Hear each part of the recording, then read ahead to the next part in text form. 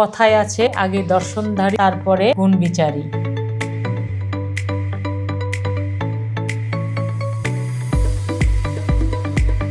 এখানে কিছু শীতকালীন সবজি নিয়েছি, তার মধ্যে ফুলকপি নিয়েছি, ধনেপাতা নিয়েছি। বেগুনটা সব সময় পেলেও শীতকালেই কিন্তু এর জনপ্রিয়তা বেশি, খেতে বেশি ভালো লাগে। আর এখানে কুমড় বড়ি নিয়েছি, কুমড় বড়িটাও শীতকালে বেশি ভালো লাগে। এখানে 4 প্রকার আইটেম আছে। আমি আজকে অসাধারণ 4টি ভর্তা দেখাবো, যা খেতে ও স্বাদে দ্বিগুণ হবে ইনশাল্লাহ, পুষ্টিগুণে ভরপুর থাকবে। প্রথমে আমি বেগুন ভর্তা করে নেব।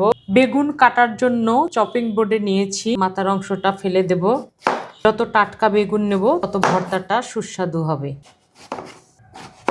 বেগুন কিন্তু একভাবে কেটে নিলেই হবে। আমি একটু ছোট ছোট করে কেটে নিলাম, তাড়াতাড়ি সিদ্ধ হয়। বেগুনগুলো আমি সিদ্ধ দেব। বেগুন সিদ্ধ করার জন্য কড়াই বসে দিয়েছি। প্রথমে পরিমাণ মতো পানি দিলাম, বেগুনগুলো দিয়ে দিলাম, সঙ্গে সামান্য রসুন আর আদা দিলাম। বেগুন ভর্তায় কিন্তু এই দুটো অবশ্যই দিতে হবে, তাহলে স্বাদে দ্বিগুণ হবে। পরিমাণ মতো সরষের তেল পরে আবার ব্যবহার করব। পরিমাণ মতো লবণ, একটু মিশিয়ে নেব সবকিছু। যেহেতু আমি অনেকগুলো ভর্তা করব, বেগুন সিদ্ধ হতে হতে পেঁয়াজ মরিচটা ভেজে নেব। পেঁয়াজ মরিচ ভাজার জন্য কড়াই বসে দিয়েছি, সরষের তেল দিলাম একটু বেশি করে। ভর্তায় কিন্তু তেল একটু বেশি লাগে, তাহলে ভর্তাটা মজা লাগে। এখানে কাঁচা পেঁয়াজ আছে, কাঁচা মরিচ আছে, শুকনো মরিচ আছে, আমি একটু বেশি করে নিয়েছি। ভর্তায় আমি পরিমাণ মতো ব্যবহার করব।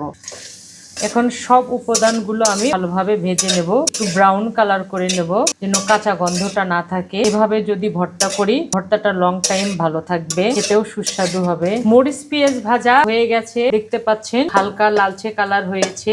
একটু টেকনিক করে ভেজে নিয়েছি, যেহেতু মরিচ পেঁয়াজ একসঙ্গে, পেঁয়াজগুলো সাইড করে মরিচগুলো আগে ভেজে নিয়েছি। একসঙ্গে ভেজে নিলে সব পুড়ে যেত। জালটা আমি বন্ধ করে দিলাম। এদিকে বেগুন সিদ্ধ প্রায় হয়ে গেছে, জালটা কমিয়ে দিয়ে বেগুনগুলো এরকম ভেঙে ভেঙে নেব, গলিয়ে নেব।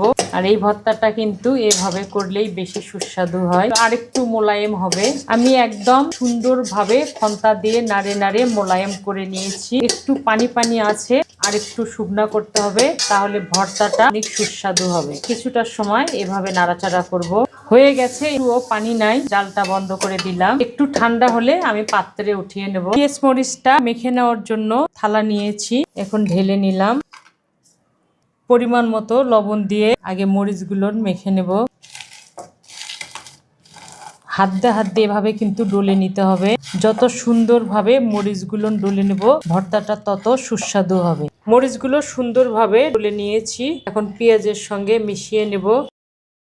পেঁয়াজ মরিচ মাখানো হয়ে গেছে, দেখুন কত সুন্দর লাগছে। আমরা কিন্তু এভাবে গরম ভাত দিয়ে ভর্তা করে খাই, রুটি দিয়েও খাই অনেক সময়। আর ছোটবেলা তো এরকম মরিচ ভর্তা অনেক খেয়েছি, পেঁয়াজ ভর্তা অনেক খেয়েছি। তো যাই হোক, ওদিকে বেগুন ঠান্ডা হয়ে গেছে, এখন উঠিয়ে নেব। বেগুন সব উঠে নিয়েছি, এখন ভর্তা করে নিব। এখান থেকে পরিমাণ মতো পেঁয়াজ মরিচ নিচ্ছি, স্বাদ অনুযায়ী। একটু আদার ফ্লেভার নেওয়ার জন্য কাঁচা আদা দিলাম, ভর্তাটা আরো সুস্বাদু হবে। লবণটা আমি পরে চেক করে দেখব। সবকিছু একসঙ্গে মেখে নেব। একটু কাঁচা তেল দিলাম, আরো সুস্বাদু হবে। একটু ধনেপাতা দিলাম, দেখতে সুন্দর লাগবে। সবকিছু ভালোভাবে মেখে নেব। আমি একটু লবণ দিয়ে সুন্দরভাবে মেখে ভর্তাটা তৈরি করে নিয়েছি। গরম ভাত দিয়ে খেতে যা সুস্বাদু লাগে। তো প্রথম ভর্তা হয়ে গেল, এখন আমি দ্বিতীয় ভর্তা করব। দ্বিতীয় ভর্তা করার জন্য এখানে ষাটি মাছ নিয়েছি, পরিমাণ মতো, কম বেশি করা যাবে। তো ষাটি মাছগুলো এখন আমি ভেজে নেব। মাছ ভাজার জন্য কড়াই বসে দিয়েছি, সরিষার তেল দিলাম। তেল একটু গরম হলে মাছগুলো দিয়ে দেব। তেল গরম হয়ে গেছে, এখন মাছগুলো দিয়ে দিলাম। একটু আদা আর রসুন দিলাম, মাছের কাঁচা গন্ধ যেন না লাগে। লবণটা আমি পরে দেব। এভাবে নাড়াচাড়া করে মাছগুলো আমি প্রথমে ভেজে নেব। সামান্য একটু হলুদ দিলাম, মাছগুলো দেখতে সুন্দর লাগবে, সাদা সাদা লাগবে না। মাছ ভাজা হয়ে গেছে, পরিমাণ মতো লবণ দিলাম। এখন একটু ভেঙে ভেঙে নেব কাটা বাছার জন্য। সব মাছ আমি ভেঙে নিয়েছি, এখন কাটাগুলো হাত দিয়েই তুলে নিলাম, হাত পরিষ্কার আছে। মাথার অংশটাও ফেলে দেব। এভাবে আমি সব কাটা বেছে নেব। সব মাছের কাটা বাছা হয়ে গেছে। দ্বিতীয় ভর্তাটা আমি ধনেপাতা দিয়ে করব।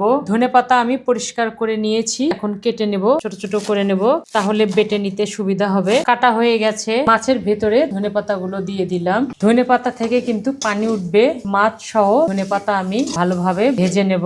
ভাজতে ভাজতে কিন্তু ধনেপাতা অনেক কমে যাবে। ভাজা হয়ে গেলে পরে আমি ফিরে আসছি। একটু লবণ দিলাম, তাহলে দ্রুত পানিটা বেরিয়ে যাবে। তো ভাজতে ভাজতে কিন্তু ধনেপাতা আরো কমে যাবে, অনেক কমে গেছে। পরিমাণ মতো সরিষার তেল দিলাম, তাহলে ভাজতে সুবিধা হবে। আর একটু ভেজে নেব। ভাজা হয়ে গেছে, চালটা বন্ধ করে দিলাম, একটু ঠান্ডা হওয়ার জন্য অপেক্ষা করব। ঠান্ডা হয়ে গেছে, আমি বাটার জন্য পাটায় নিলাম। এখন আমি বেটে নেব, একটু মিহি করে বেটে নেব। বাটা হয়ে গেছে, এখন পেঁয়াজ মরিচের মিশ্রণটা দিয়ে দেব, কাঁচা সরিষার তেল দেব, সবকিছু ভালোভাবে মিশিয়ে নেব। ভর্তা হয়ে গেছে। ধনেপাতায় ক্যালসিয়াম আছে, আয়রন আছে, প্রাকৃতিক ভাবে অ্যান্টি অক্সিডেন্ট আছে। উঠিয়ে নেব পরিবেশনের জন্য। দেখার সৌন্দর্যের জন্যই একটা লাল মরিচ দিয়ে দিলাম। তো হয়ে গেল আমাদের পুষ্টি গুণে সমৃদ্ধ ধনেপাতার ভর্তা। ষাটি মাছ দিয়ে এভাবে তৈরি করবেন, গরম ভাত দিয়ে খেতে যা অসাধারণ লাগে। এখন চলে যাব তৃতীয় ভর্তা করার জন্য। তৃতীয় ভর্তার জন্য এখানে পরিমাণ মতো চিংড়ি মাছ আর হলুদ নিয়েছি, একটু লবণ দিলাম, মেখে নেব। এখন মাছ আমি ভেজে নেব। ভাজার জন্য কড়াইয়ে সরিষার তেল দিয়ে দিয়েছি, গরম হয়ে গেছে। চিংড়ি মাছ দিয়ে দিলাম, হালকা ভেজে নেব 3-4 মিনিট। মাছ ভাজা হয়ে গেছে, মাছটা এখন আমি উঠে নেব। এখন আমি ফুলকপি কেটে নেব। আমি ফুলকপির অর্ধেক নিয়েছি, এই অংশটা ফেলে দেবো, মাঝখানের অংশটা ফেলে দেবো, ছোট ছোট করে কেটে নেব। এখন এগুলো আমি সিদ্ধ দেব। যে কড়াইয়ে মাছ ভেজে নিলাম ওই কড়াইয়ে সিদ্ধ দেব। পরিমাণ মতো পানি দেব, হাফ কাপের মতো। পরিমাণ মতো লবণ দিলাম, পরিমাণ মতো তেল দিলাম। এভাবে ভর্তাটা করলে অনেক সুস্বাদু হবে। নাড়াচাড়া করে নেব, ঢেকে দিয়ে কপিটা সিদ্ধ করে নেব। কপি সিদ্ধ হয়ে গেছে, জালটা একটু কমিয়ে দিলাম। এখানে আমি একটা আলু দিলাম ব্যালেন্স করার জন্য। আলুটা কিন্তু গরম আছে, আমি একটু হাত দিয়ে ভেঙে দিচ্ছি, আপনারা চাইলে গ্রেট করেও দিতে পারেন। হালকা একটু ভেজে নেব, তাহলে ভর্তাটা খেতে অনেক ভালো লাগবে। ভাজা হয়ে গেছে, কপিতে আর পানি নেই। একটু ঠান্ডা হওয়ার পরে কপিটা উঠিয়ে নেব। ভর্তা করার জন্য উঠিয়ে নেব, মরিচের থালিতে উঠিয়ে নিলাম। ঠান্ডা হয়ে গেছে, এখন হাত দিয়ে ভেঙে ভেঙে নেব। ম্যাশ করা হয়ে গেছে, এখন ভেজে রাখা চিংড়ি মাছগুলো দিব। হাত দিয়ে চিংড়ি মাছগুলো ভেঙে নেব। চিংড়ি মাছ দিয়ে এই ভর্তাটা করলে যা সুস্বাদু হয়, মিশ্রণটা সবকিছু ভালোভাবে মেখে নেব। ধনেপাতা দিলাম, দেখতে সুন্দর লাগবে, খেতেও ভালো লাগবে। সবকিছু ভালোভাবে মিশিয়ে নেব। আমি চেক করে দেখেছি লবণ ঠিক আছে, একটু সরিষার তেল দিলাম আরো সুস্বাদু হওয়ার জন্য। আবার সবকিছু ভালোভাবে মেখে নেব। হয়ে গেল অসাধারণ 3 নাম্বার ভর্তা। এক নিমেষেই এক পাতিল ভাত শেষ হয়ে যাবে। তো এখন চলে যাব 4 নাম্বার ভর্তা করার জন্য। 4 নাম্বার ভর্তা করার জন্য কড়াই বসিয়ে দিয়েছি, সরিষার তেল দিলাম, একটু বেশি করেই দিতে হবে। কুমড় বড়ি আর চীনা বাদাম দিলাম, অসাধারণ হবে ভর্তাটি। সঙ্গে কালো জিরা দিলাম পরিমাণ মতো। সবকিছু ভালোভাবে ভেজে নেব। কুমড় বড়িগুলো যেন একটু লাল লাল হয় এরকম করে ভেজে নেব মিডিয়াম আছে। কুমড় বড়ি ভাজা হয়ে গেছে, দেখতে পাচ্ছেন লাল লাল হয়ে গেছে। বাদাম ভাজার পরে আমি উঠিয়ে নিয়েছিলাম, না হলে পুড়ে যেত। জালটা বন্ধ করে দিলাম, একটু ঠান্ডা হলে কুমড় বড়িগুলো মচমচে হবে। কুমড় বড়িগুলো ঠান্ডা হয়ে গেছে, আমি পাটায় নিয়ে নিচ্ছি। এখন শিল দিয়ে হালকা হালকা চাপ দিয়ে ভেঙে ভেঙে নেব। চাইলে আপনি মিহি গুঁড়া করতে পারবেন আর আদা ভাঙ্গাও করতে পারবেন। যা ফ্লেভার বেরিয়েছে বাদাম দেওয়াতে, গুঁড়ো করা হয়ে গেছে। আমি কিন্তু মিহি গুঁড়ো করিনি, একটু দানা দানা রেখেছি। আর এই ভর্তাটা এভাবে দানা দানাই বেশি আমার পরিবার পছন্দ করে। আর এই ভর্তায় পেঁয়াজ একটু বেশি দিতে হয়, তো আমি পরিমাণ মতো দিচ্ছি, যেহেতু আমি একসঙ্গে সবকিছু করেছি। ধনেপাতা দিলাম, সবকিছু ভালোভাবে মিশিয়ে নেব। হয়ে গেল আমার 4 নম্বর ভর্তা। এখন আমি সব কয়টি ভর্তা সাজিয়ে পরিবেশন করব। ভর্তাগুলো পরিবেশনের জন্য থালিতে সাজিয়ে নিয়েছি। একটু আকর্ষণ করার জন্য আমি লেবু দেব। আর ভর্তার সঙ্গে কিন্তু লেবু দিয়ে খেতে দারুণ লাগে। দেখুন তো কত সুন্দর হয়েছে। আল্লাহ হাফেজ।